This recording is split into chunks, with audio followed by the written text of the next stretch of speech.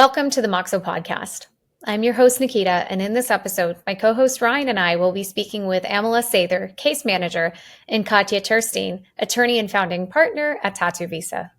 Tattoo Visa is a full-service U.S. immigration law firm that's dedicated specifically to tattoo artists. They specialize in representing artists for O1 visas and EB1 green cards, and they offer exceptional legal services and support to help artists navigate the complex immigration process. In our chat today, we'll explore how Moxo has helped Tattoo Visa tremendously streamline their operations and improve the client service journey, wherein they can now take on more clients and dramatically cut down the amount of time it takes for a client to get their visa. We'll talk about the unique challenges faced by tattoo artists during immigration and how Tattoo Visa has leveraged tech like Moxo to create a seamless and efficient service experience that's also personal. Amilla and Katia will share insights on how Moxo's enhanced their workflow, saving time, reducing stress for their clients and for the business themselves, and why maintaining a personal touch is essential even with advanced tech solutions. Tattoo Visa continues to innovate with Moxo, and they provide a truly stellar experience to their clients. They've built a supportive network, initially through word of mouth, of legal professionals passionate about the tattoo industry and committed to achieving the best outcomes for their clients. Thanks for being with us today. Now let's welcome Amilla and Katia from Tattoo Visa. Welcome to the both of you. How are you both doing today? Great. Thanks for having us. Thank you for joining. And I'm Nikita, and I'm here with my co-host Ryan. We're just thrilled to pick your brain, get to know the world of Tattoo Visa, understand, everything there is to know about your world. And I'm sure we can not possibly scratch the surface on that in 45 minutes, but hopefully we can get a little inkling, of how things work. And yeah, could we start actually with you, Katia, and just learn more about how you founded Tattoo Visa? What gave you the idea? What inspired you? How'd you get started? So the business is technically my law firm. I started it about 13 years ago, and at the time it was a general business immigration law firm. I did a little bit of family stuff, but the majority of it was employment-based immigration applications. And within that, I was still predominantly focused on artist visas. So that's the O1 visa and also the EB1 extraordinary ability green card. But at the time I was, providing services for a whole host of a variety of artists, so fashion, music, film, more sort of traditional fine artists. And about 10 years ago, I started working with Paul Booth and Last Rites. And if you're in the tattoo industry, he's a household name. He's very well known in the industry. And at the time, his studio was sort of one of the most, renowned studios in the United States. It was based here in New York City. It unfortunately did not survive COVID, but at that time, it was literally a household name. So he requested, assistance doing O1 visas for his artists at Last Rites. And at the time, I think we did like 3 or 4 of them. And then, they referred someone else who referred someone else who referred someone else. And quickly, it became about half of my practice, like within 2 or 3 years. So it was kind of funny because my twin sister Jasmine is our paralegal, still is. And at the time, we were having lunch, and it was like, wow, this seems to be a thing now. Yeah. This is like happening. And it's, I never would have sort of anticipated this. And we liked tattoos. I wasn't obviously covered in tattoos at that time, like I am now. But, it was like, wow, could this be something? Yeah. And it's funny because I think both of us would argue on who thought of the name first. I remember it as me being all, I think Tattoo Visa would be cool. And I think she would say it was her. But we were both together, I know, at the time, and we looked up and the Instagram handle was available. Right. We quickly formed the DBA after that, and it became sort of like the subsect of my law practice that did this. Fast forward maybe 2 or 3 years, and it's all that we do. Wow. And for you, Amilla, from your perspective, I'm sure it's different, right? Being a case manager, what drew you to Tattoo Visa? What did you find most rewarding about your work? Like what got you inspired to join? Yeah. I'll be totally honest. Before I had this position, I didn't even know it was a job that existed in the world. So Jasmine and I, Keisha's twin sister, are Yeah. really good friends. We've known each other personally through like the snowboarding industry that we both live Right. close to. And I had just been working for a long time, at random different jobs that I was really devoted to, but I felt like I wasn't really, seeing any payoff in the hard Yeah. work, to put it bluntly. And I think Jasmine recognized that, and she saw how driven I was. And so she offered me a part-time position, just as doing like a little side work every week to see if it was something I was even interested in. And then, kind of when things were opening back up after COVID was when I approached Katia, and I was like, I really think I just want to be full-time with you guys. Like, I'm kind of done bouncing around and doing the part-time. So, and that was, gosh, I want to say like 3.5, almost 4 years ago now. And just in that time, when I began with Tattoo Visa, we had a caseload of maybe 20 clients, and now we are at any given time like above 200 likely. So our business has definitely grown in a very short amount of time, and obviously that's where Moxo came in, because when we had 20 something cases, that were active, we could easily, email people, communicate that way. But once we got above, around 100, it was like, okay, this is just not feasible anymore. This is just absolutely not going to work for us in the long term. So, yeah. And do you think like word of mouth was like the biggest way like you guys sort of grew within that industry?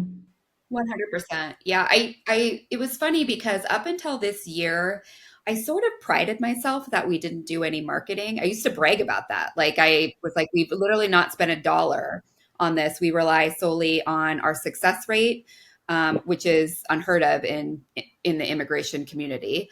And just to give you an idea, so far, I hate saying this, we've never lost a case, which statistically 30% of these cases are denied.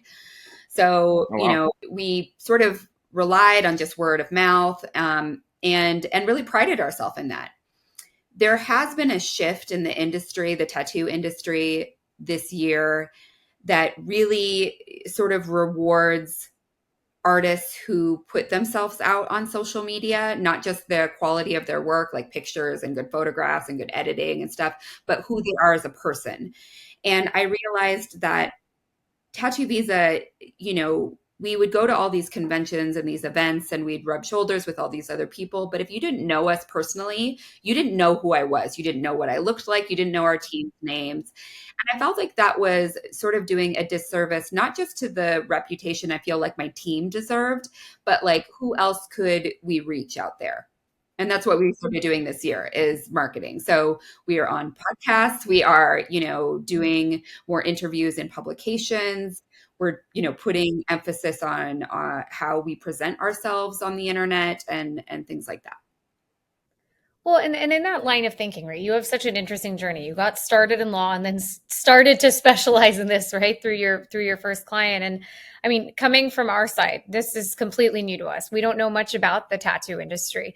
So talk us through, if you can, from your perspective, what is it like going through an immigration process for somebody in this industry? What makes it difficult? Because I know, I mean, this sounds silly, right? But something as simple as global entry and getting your appointment is so painful, right? So simple things that we all go through when it comes to immigration, it's like, ugh, so tiring and it's confusing. I think that's the other thing about it. They don't make it easy. At least that's how most of us feel. So yeah, walk me through what's it like to go through that process with somebody in the creative industry in your space.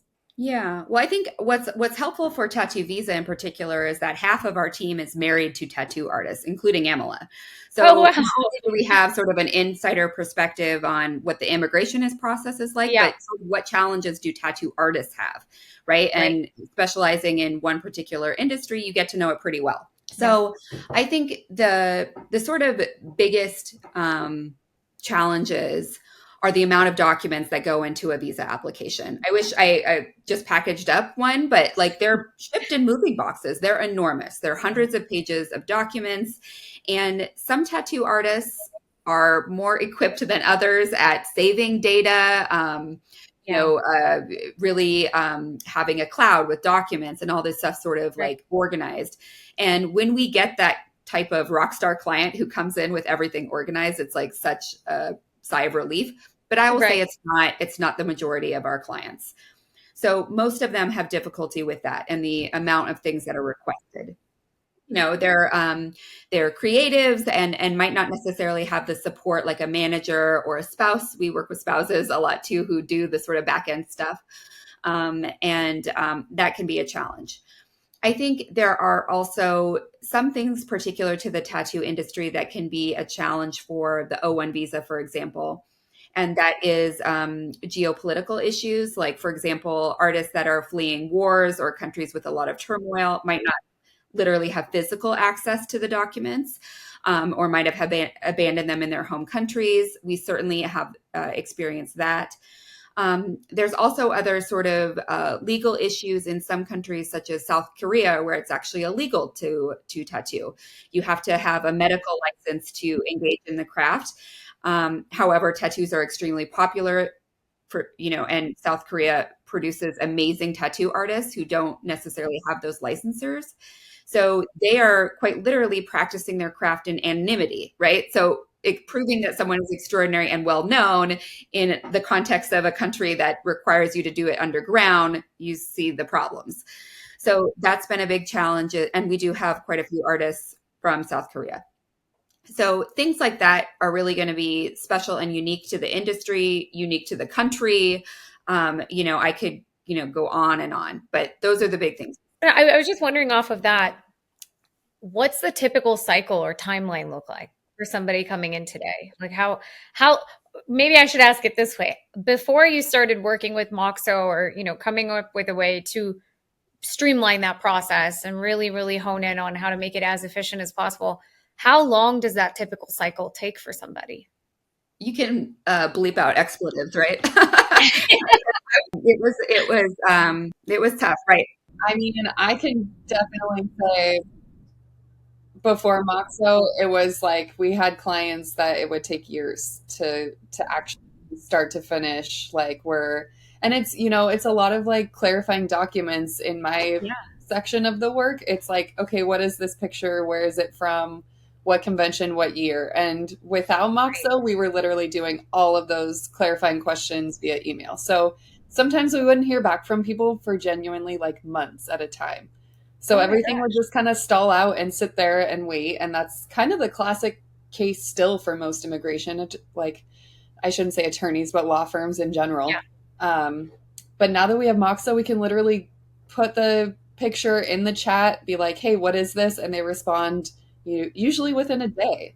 And we can see when they've read the message, but then chose not to respond. So that's a nice feature as well. Right. Yeah, exactly. Screen people. And I think in a way it gives you, obviously there's so much to unpack on the side of pre to post Moxo, but it gives you much more visibility and awareness, because I'm sure as a case manager too, you lose so much time just in the back and forth of following up with people.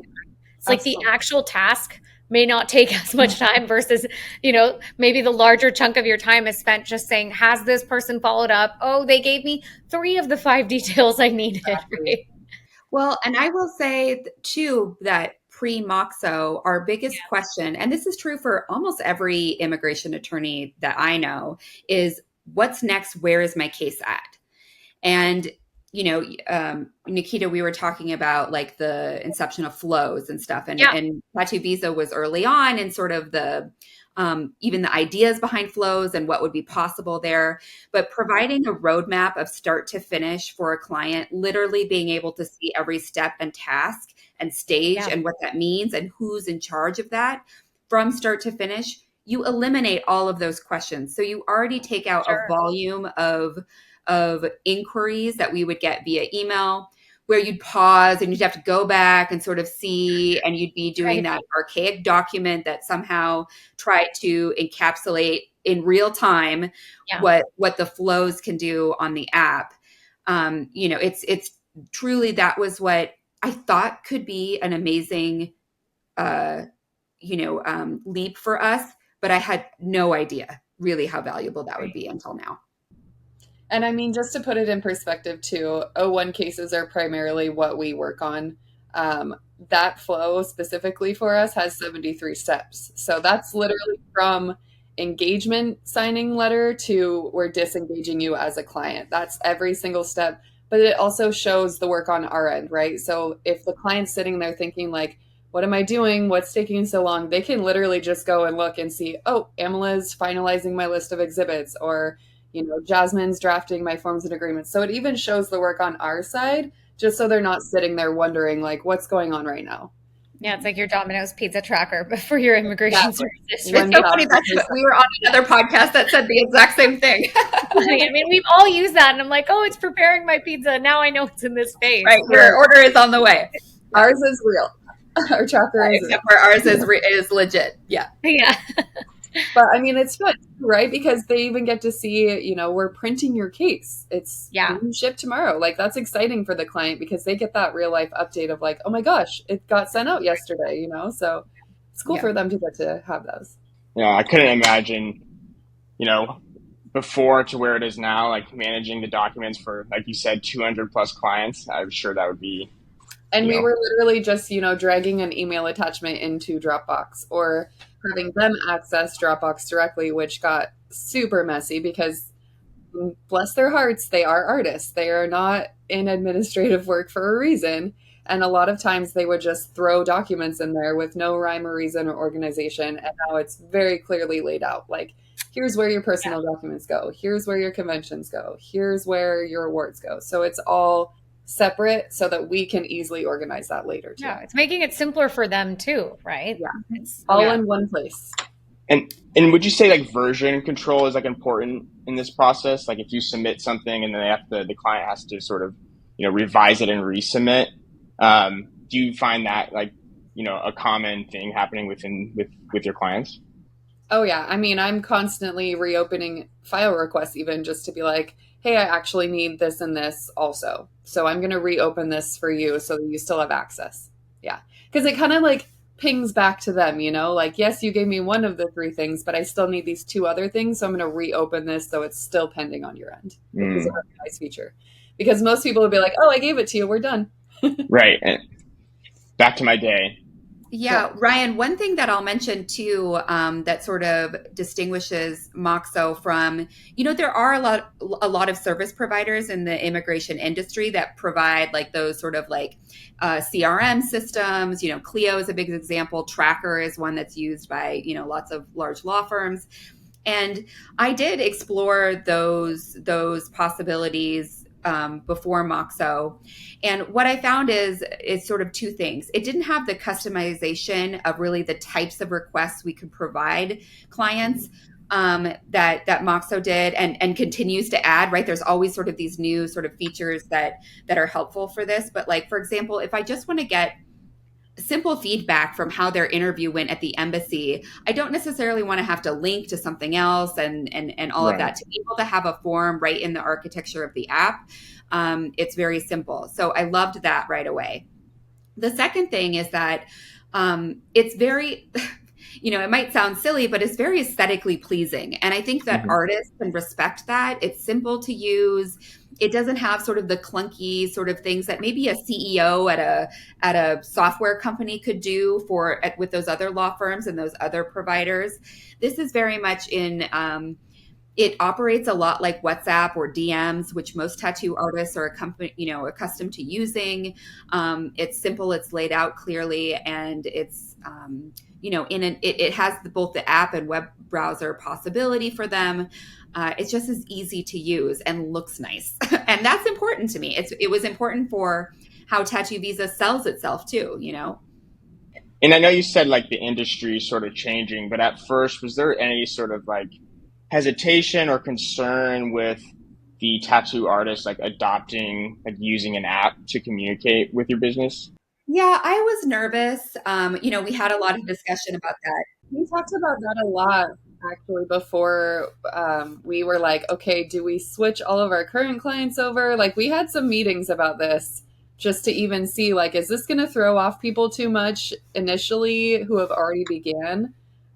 So we were definitely apprehensive about it. Yeah, like would someone want to download another app to do all of this? But we found that it's really a non-issue. I think a lot of people still use it on a web browser. We have the login accessible on our website. They can go right there. But I'm not even sure. I bet we have the analytics somewhere of how often people are viewing on which platform, but it really hasn't been an issue. There are a few artists that are sort of old school and aren't going to download the app. I bet we can think Amilla and I could probably name them, but really, to be honest, it's less than a handful. So, and they can access it whenever they're getting pinged via email. So there are those sort of like backups. Yeah, I think that speaks to what you were saying. Just like the industry is kind of changing, in the tattoo artists becoming more marketable, becoming more accustomed to the social media, to technology. So I think that transition definitely kind of probably helped. Yeah, and it is a young industry too. So it's typically younger people, a lot younger than even, Amilla and I. They're used to using apps. This is sort of the future. I'm not going to say the year I was born, but I certainly grew up without the internet. And this just isn't the way for, most of the clients we serve. Well, I think you said it too, right? Going back to your previous point, it kind of ties to this idea of what you're talking about now, which is you're setting context for what you're doing by creating this workspace or this environment, right? In that by having this app, it's not just a place that they're going to ask you, hey, how's the weather or how's it going? But it's the context of, oh, this is the place I go for this process in my life, right? It's the same way. And I think this is why mobile's so interesting when you have that conversation. Now it's just our bread and butter. It's the way we live, right? People expect to be in 10 conversations at once, texting. There's an app for everything. But I think what sometimes is missed is how brilliant the model of the app is in itself, because what it really did it created a way for people to pull service when they want. It's like switched from this push model of let me send you these ads in your email and hope that you respond, right? Versus, oh, you want service, you can go into that app, the context is preset for you. And what I mean by that is you want a car, you click the Uber app and you request it, right? You want food, you go to the food delivery app. And I know I've definitely talked about this a lot over the last few years, but I think that's what we saw too, is that this model is so brilliantly set up for consumer services. But when it comes to business services, you can't remove the human being, right? The human being is who you need to communicate with because you're getting some type of knowledge or expertise or advice from them. That's why they're coming to Tattoo Visa, because they need your support through the process to guide them. And the system or the app that you design, the platform you design around that, has to think through the fact that you're not trying to replace the human being, you're trying to better assist that human being and therefore, exponentially improve the client's experience. So when you set that context, hopefully, and it's good to hear that people haven't really had issues with adoption of an app, because what it is it's a place to go in and manage that process. It's a place to go in and track where they are with you, the business. And I'm sure it feels a lot more supportive as an experience, because I don't think most businesses out there have that, right? Totally. And, 2 points I wanted to say about that were, we were apprehensive, like I just mentioned, Right. that people wouldn't adopt this, but it was also sort of flipped around in setting our expectations. Look, working with us, this is what lets us have, the volume of cases that we do, and not saying that you should go with someone who's less busy and therefore you have to use this. But if you want someone with the sort of industry knowledge that we have by virtue of doing the volume that we do, then you have to, it's an expectation on their part that you have to show up for the way we do things. And that's something we didn't have initially. I sort of thought in the background, well, if someone still really wants to use Dropbox, we'll do a case there if we want. And now we're like, no, you have to show up for the way our business operates. And that's this. And like I said, we flipped that around, and I now have no problem saying, I'm not going to entertain your sort of Google Drive. You need to do it the way our business operates now.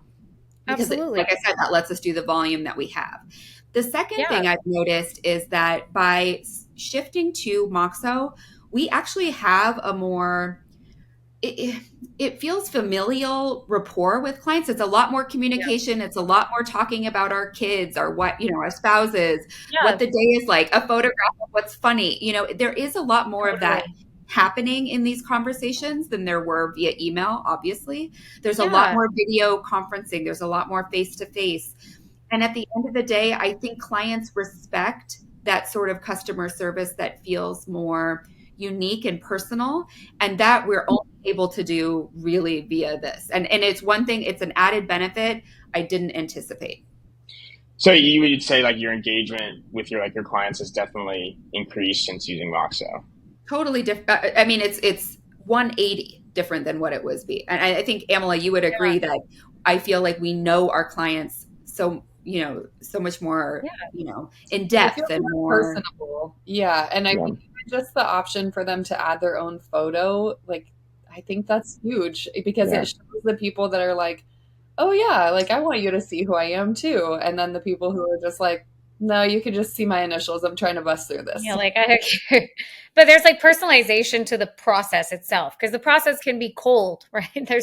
There's so many documents and it's so tiring, but there is a human element to it, which is somebody is trying to get access. And I think that's obviously why you do what you do, right? And you have that knowledge and expertise to help people in the end of the day. Yeah. And truly, to be honest, like, what legal team looks like us? Like, literally, like, Yeah. we're all covered in tattoos. We're all collectors of tattoos. Yeah. We are also all women. I don't know if that's, interesting I to love that. people, but I think it is, we have a lot of amazing female artists, and I think that they respect that we operate in two industries, both the tattoo industry and the legal industry, which are Yep. predominantly male. And I think that anything you could do to sort of like add a personal element to the Mhm. process, I think just makes people feel more at ease, more comfortable, more trusting, which is all I think super Course. important when working with vulnerable Yeah, populations like the immigrant community, as well as like transactions that have really high value, like your immigration to the US. totally. Yeah, so I do think it's another thing that I just didn't anticipate, Yeah. that I couldn't imagine doing any other way now. Because there's a trust and relatability you develop, right? There's that rapport you develop just from taking people through that experience in a much more supported way. I'm sure what you were saying, right? This process pre-Moxo could take years. Mhm. So, if it's taking how long is it taking now with using Moxo? We have a 90-day goal that we still do not hit Wow. yet, and we're constantly Right. working to sort of, you know, through our case flows or whittle that down in some way. But Yeah. Angela, what would you say the majority of our cases now are in and out? I'd say we're probably around like 120 to 150 days. Mhm. That's amazing. From a few years. That's Yeah. incredible. And those few year people, I should say, those are the ones that are kind of just like, oh, I'll get to it whenever. Yeah. They're not the super Yeah, they're not in a motivated. rush. Yeah. Totally. Yeah. And I Really mean, I would amazing. say even just to bring it back to, the personalization element a little bit, we were just saying Yeah. earlier how, sometimes with language barriers, it's really nice, obviously, that Moxo offers the ability to, view the app in your foreign language that your phone is set to Yeah. automatically. So that's been a huge one. But even just having the meeting feature, face to face with clients, I think that's changed a lot of times because sometimes, asking a really specific question can get lost in a language barrier. And so having that face to face and even just them having, a spouse or a friend that speaks English with them, I think having that like quick little 5 minute, 20-minute meeting, whatever it needs to be like, hey, so I saw this. I just wanted to make sure we're on the same page here. I think that's really boosting for a lot of people that we work with just to see us in person and be like, wow, they're actually like working on my stuff actively right Yeah. now. So it's just really encouraging having like a ton of different features accessible all in one place, obviously. Yeah. Yeah, we don't have to use Zoom or anything like that, Right. We used to use Zoom a lot too. I don't think I've touched it in years, which is really nice. That's amazing. Yeah. And so it sounds like the personalization really like kind of helped like give you guys a competitive edge against these other sort of visa businesses. And does that like turn into like returning customers? Do you see a lot of like repeating clients within like the tattoo industry? Oh yeah, we do.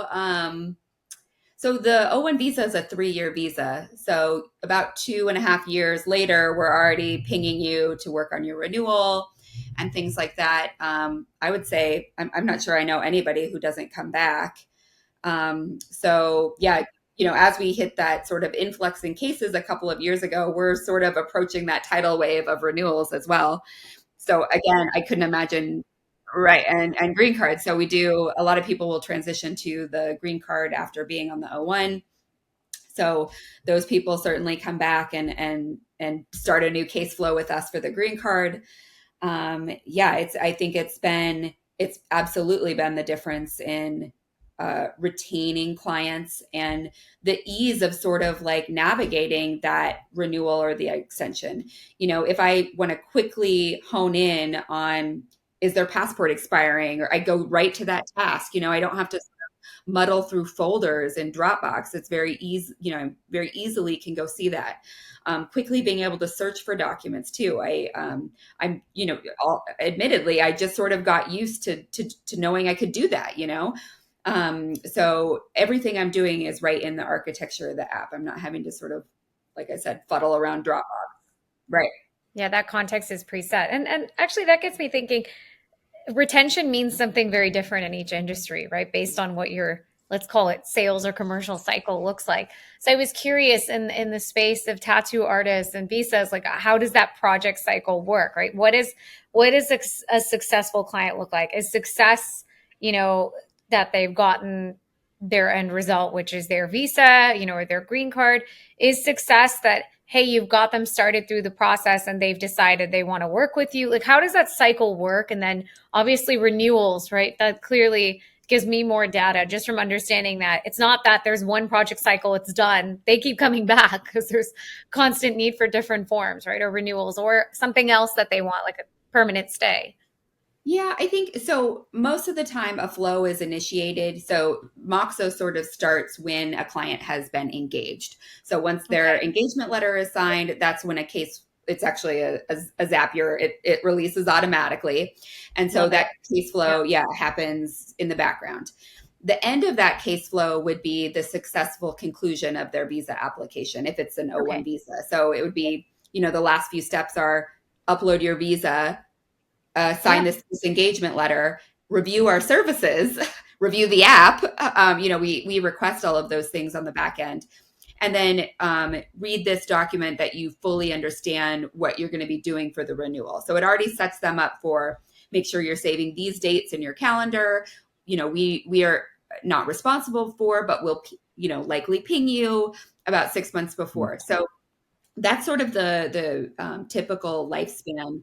Yeah. And, but having said that, there is a lot of stuff that happens on the app outside of just the typical case flow.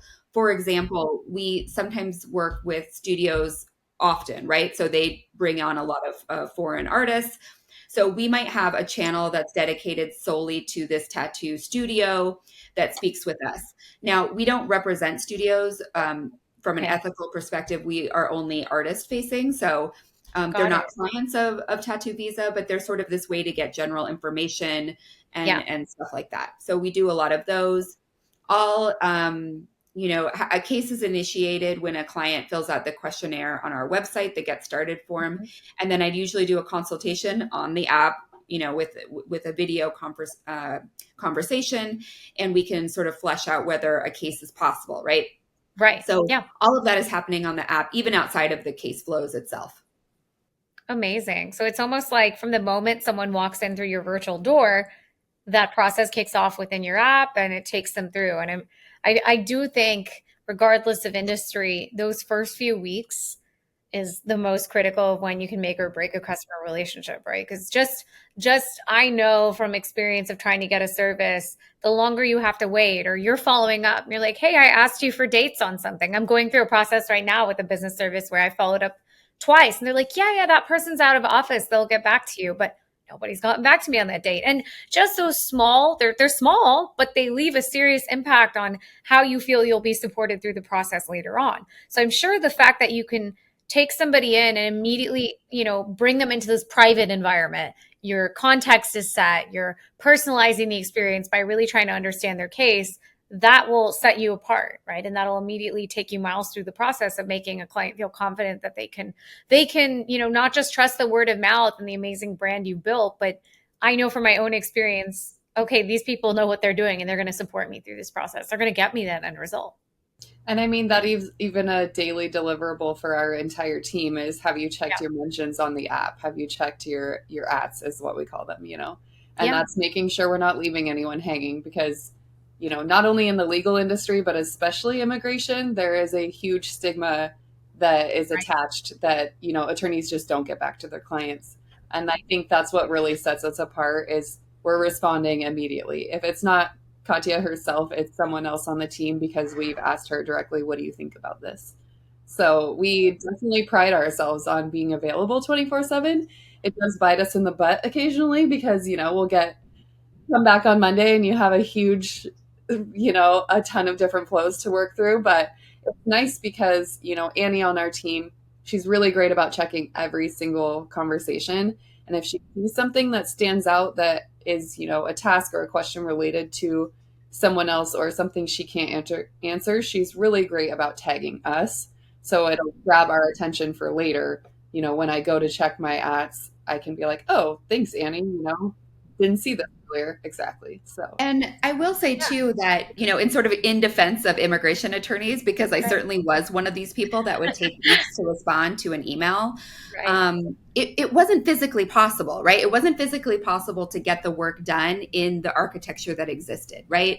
So, if I was just responding to an email saying, I'll get back to that later today, before I could actually sort of do the thing, then I would just be doing this over and over in my inbox until I died, right? So it was the volume is too great, and the ability to sort of like intelligently respond to questions like that just wasn't there before. And I think if you have something like this, it really, I would say the instant messaging feature has really been the godsend to us, or the quick ability to literally click on a document and being like, this is cut off, I can't see it, or I can't read it. Can you upload a better quality of this document? Eliminating all of the email and the volume of email I used to get, it wasn't physically possible to do. And that's when we had the first sort of initial sit down with Moxo, I remember it was Amilla, because initially I was like, oh, it is a huge expense. It's going to, double our technology budget each month. Yeah. And I remember Amilla, her exact words were, we can't afford not to do this. Right. And she's right. And in retrospect, the technology wasn't there in the very beginning, but once flows came about, I was like, this is it. This has to be, we're going to go all in on this. And this is now the way we do business. It really is how we do business. Yeah. And flows and milestones were definitely the game changers for us, for sure. And could you touch a little upon that? Like what would be like the milestones, like in like a immigration visa process? Yeah, so I think the main one that we touch on the most, especially with artists specifically, is doc collection, just because that's the area that we require the most from them. So before we had milestones, we had a separate flow just for the documents. So they would do, the get started flow, they would then do the doc collection flow, and then we would have a third flow for everything else. So now that we have milestones, we can obviously combine all three of those into one flow, which has been huge. So the fact that we don't have 3 different flows for every artist and we just have one for the entire process, like the milestones have changed it.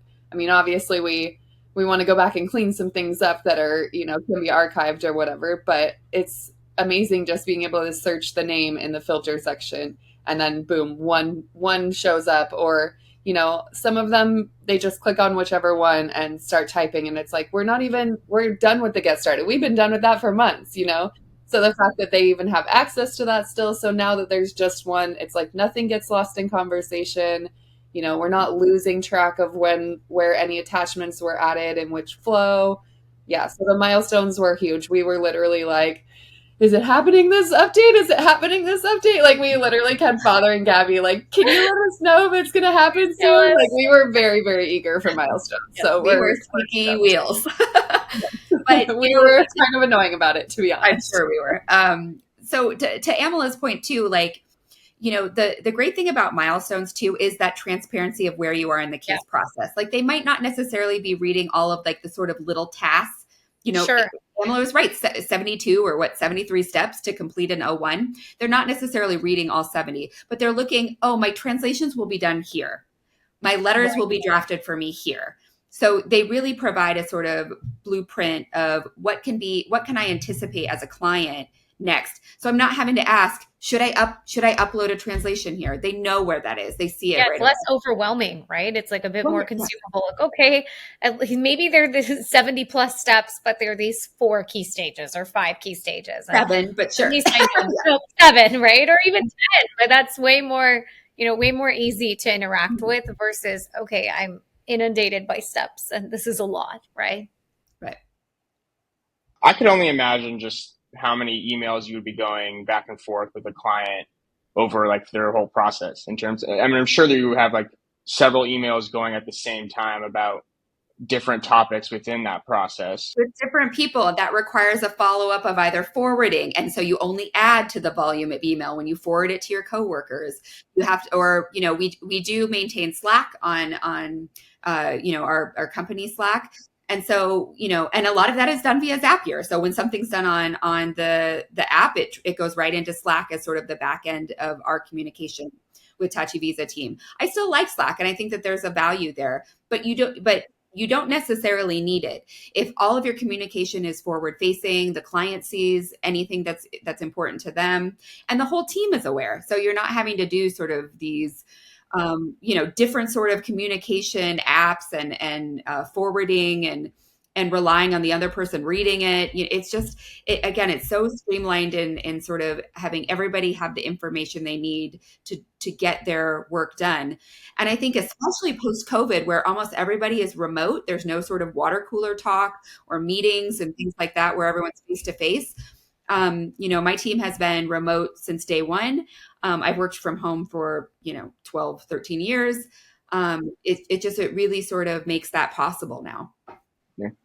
I mean, back to your earlier point when you were saying it's not that these immigration attorneys or lawyers, they don't want to respond, but they can't just through all the emails, through one client. To the 100 they already got, they got to message someone else on their team. Or, or they're actually doing the work, the casework, like when I'm responding to emails, I'm not writing a legal argument. So or I'm not, reviewing a document. So, but I quite easily before could spend my entire day reading email and responding to emails and doing only that part. That doesn't include consultations or phone calls or the things that truly require the attorney to be engaged in. So that's where I quickly saw things getting out of control. I didn't see my business as scalable in any way because I was so occupied with email that it just didn't seem possible. And you talked about that a little bit before, right? In terms of the ability to shorten the actual time a process takes. You talked about being able to scale. Do you have any stats or anything you can share with us in terms of were you able to reduce costs? I mean, you've been able to take on more clients. What do those numbers look like? I mean, our client docket at a given time is tenfold larger. So we've, as far as like the reduction in processing time, I have seen it. It's gone from, I would say 8 months before Moxo to like sort of the average to now, I mean, maybe 6, maybe 5, maybe 4. And that's largely dependent on if we have all of the documents ready to go.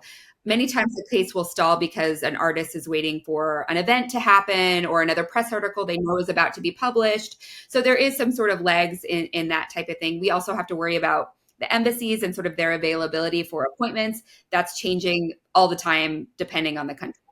So there's sort of a lot of factors at play for processing time. But as far as like the document collection part and getting from being documentarily qualified to submission, that's like a fraction of the time it used to take. And with that, we've been able to increase our caseload and increase our staff. So, we just interviewed hopefully our 7th person. The majority of those people all hired in the last 3 years, which for a little tiny solo practice, which is all I thought I'd ever be, to that is crazy, So it's been, I've literally watched it happen since we started the app. What I could not have anticipated that. And I feel like that's just such an incredible accomplishment as a founder to be able to take this vision of what you have, and bring it to where it is today and continue to see it thriving.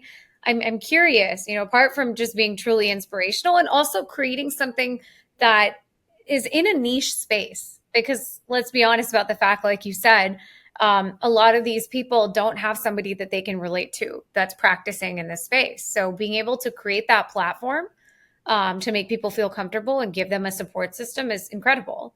And I'm sure for you as a founder, the way you've had to manage your business over the last few years has changed too, right? As you scale. So how do you think about that? In terms of where Tattoo Visa is headed, how do you think about how much you take on personally? And I'm also curious from a Moxo perspective, one thing I hear from business owners, business operators who use Moxo is, I don't have that mental to-do list anymore because I can go to bed at night knowing that things are taken care of. I have visibility. Like, have you been able to go in and now be like, oh, there's these 10 processes running. Maybe this step takes the longest, or I need to help this person on my team do X better. Like, talk to me about any insights you've gotten as a founder. 100%. We see where the holdups are in our workflow. And we also see the workflow for the first time. Like when you're, I mean, it sounds silly, but getting that sort of bird's eye picture of a case was difficult to achieve before. And I've used other immigration software and they just don't do it well. And here we truly see where a case is at any given time. There's no sort of like reliance on updating necessarily, or like, relying on someone to update a document as to what the current status is. You just visually see it in the way you do the work. And that is super, super helpful. And so in some ways, I'm so glad we rolled the dice and took a risk with sort of a new software, or at least a newly developed one, because it feels like we're at the ground level and our voices are heard. The challenges we have are heard. And that's been kind of cool because it feels like we made an app ourselves, but didn't actually, Right. You have this process. You have a way of doing things. That process is typically pretty set, right? People have a way of running through an immigration flow. There's not that much variability, right? But what varies is how much you can manage that to optimize it, or how efficient you can make it. And that goes into this idea of automation, right? We always hear AI and automation. And from our perspective, especially when it comes to business services, it's more about automation and using these things as a guiding tool in the process, right? It really helps assist that knowledge worker, assist you, the case manager, assist you, the founder, to better manage what you're working on, and then spend your time delivering the actual service, right? Which is what's coming to you for. Yeah, sorry to interrupt, Nikita, but while still providing something that feels personable. So that, I think, has been, the difference with this is that because it is so customizable, you can still have these automations that still feel like I'm asking you personally, me, you're a lawyer, and these things I think have been really what sets our app apart from like using Tracker or something for immigration, is really that it does still feel like a human being is asking you, and the things that we're requesting aren't so like archaic and complicated to use. They're used they're requested in normal speak, and they're and artists are uploading things that make sense to them. I would say, to build on like the automation touch point that you were saying, Nikita. I mean, obviously, in my mind, automations and integrations kind of go hand in hand. A pipe dream of mine would be if we could somehow integrate our forms that we have clients start, or I should say when they first start, they fill out these forms. If someone answers no, that just populates automatically to that section isn't going to be available on, their flow. So obviously that's a very like detailed integration that would have to take some time, but it's really nice even just being able to give that pipe dream feedback of like, could this ever even be a thing, you know? Well, and Well, take it I a step noticed that further. Logic is starting. Yeah.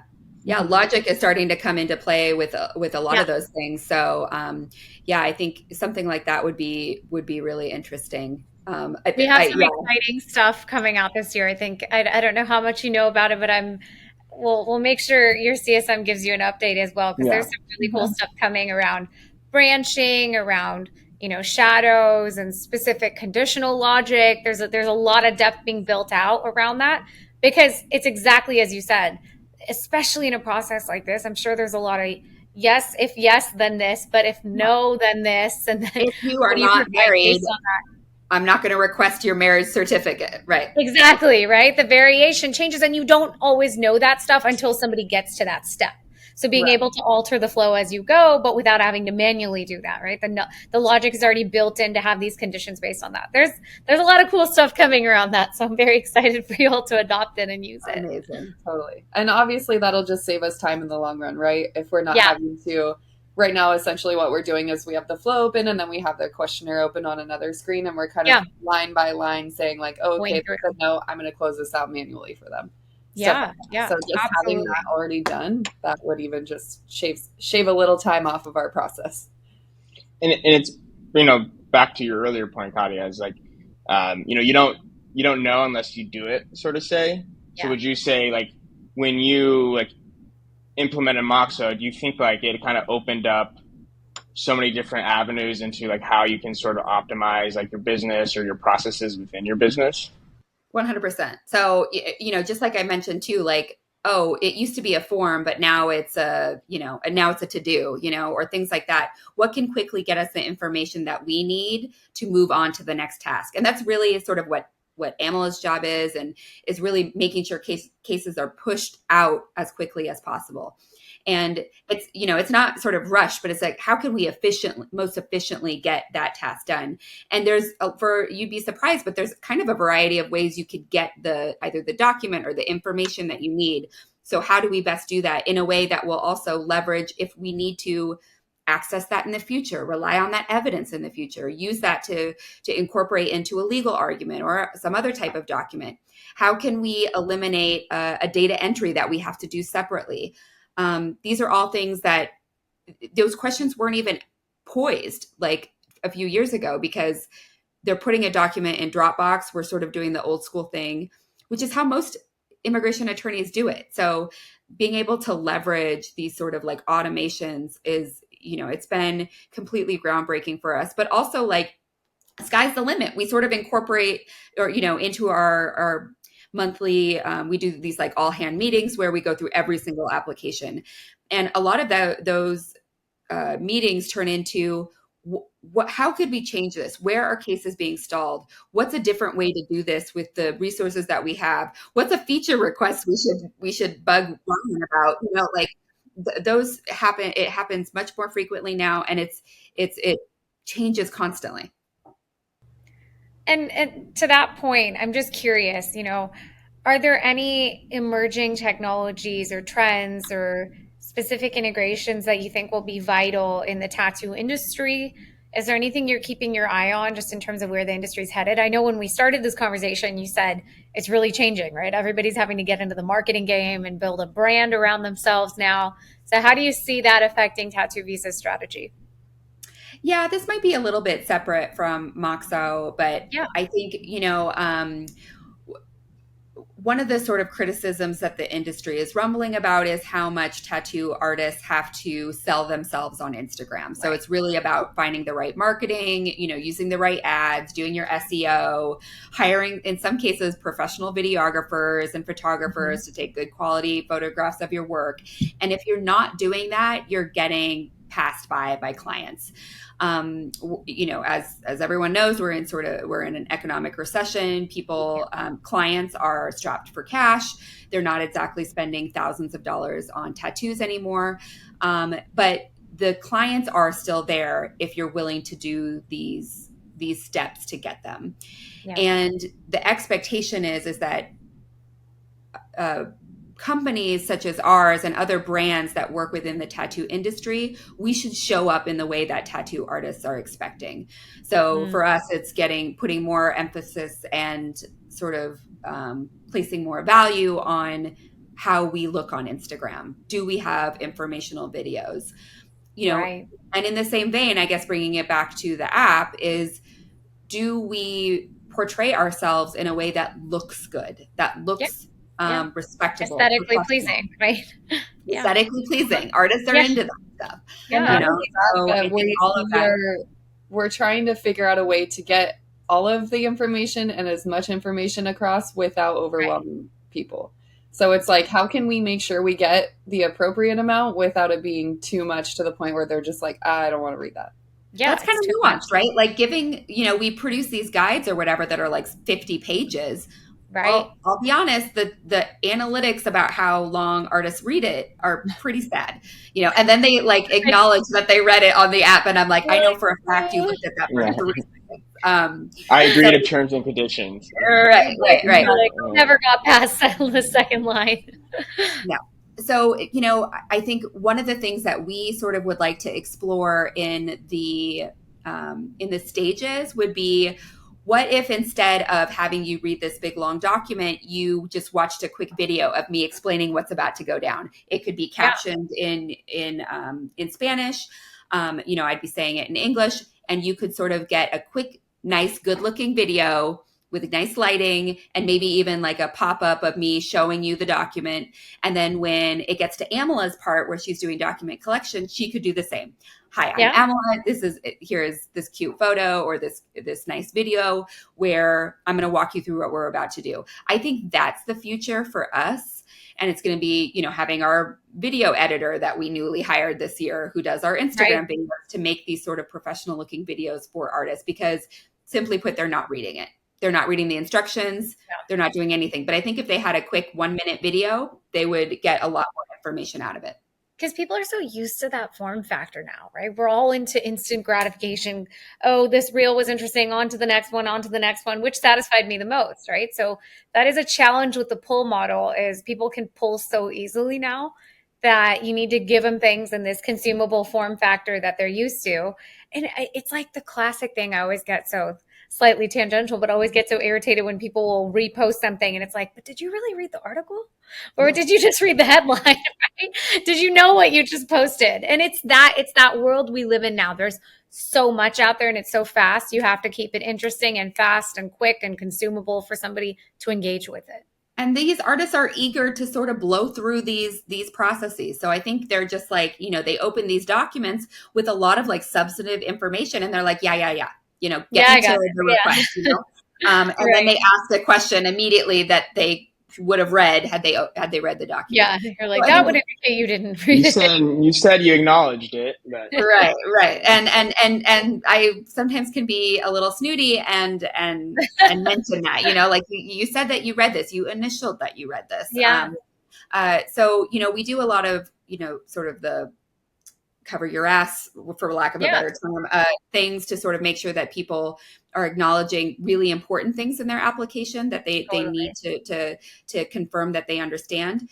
But I also think it just the ease of sort of watching a video to understand something. Again, our interest is always, what can we create that will help the majority of tattoo artists go through this process efficiently and effectively? That's always going to be our biggest interest. And if that means doing, creating the app or creating a new process for showing people what they're about to do on the app, that's really on us as part of providing good customer service.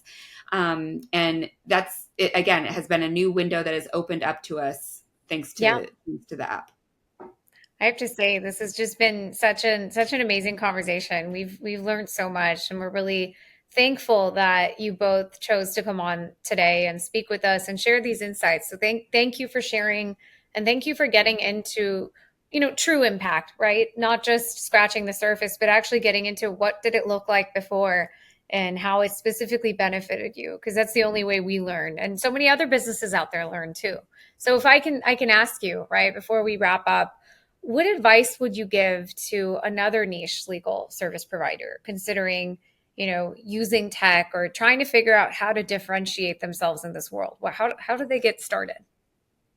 Honestly, I think it's just worth taking the risk. It's like that initial leap that you kind of just have to get over. That's what we talked a lot about at first. But I think honestly, just having my meeting with Cole one on one was, I mean, yeah, he's the sales guy, but he sold me, like he Yeah. was very adamant about like, okay, walk me through what your daily looks like. Like, what are you doing? How much time are you spending on this? Really breaking down what our process is.